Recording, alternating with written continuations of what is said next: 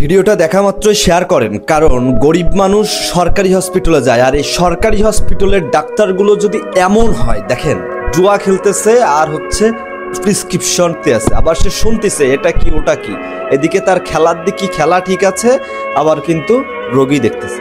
এটা কোন নিয়ম ভাই? এমনি দেশের অবস্থা ভালো না, তারপরেও যদি সাধারণ মানুষরা যারা খাইতে খায় তারা যদি সুচিকিৎসা না পায়, তাহলে আগামীতে এই চাষবাস করবে কারা?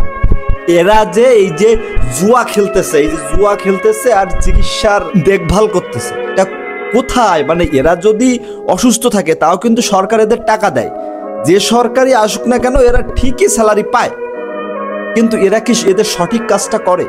ভিডিওটা শেয়ার করেন এবং উচ্চ পর্যায়ে যারা দেশে দেখে তাদের দেখার সুযোগ করে দেন। Thank you so much.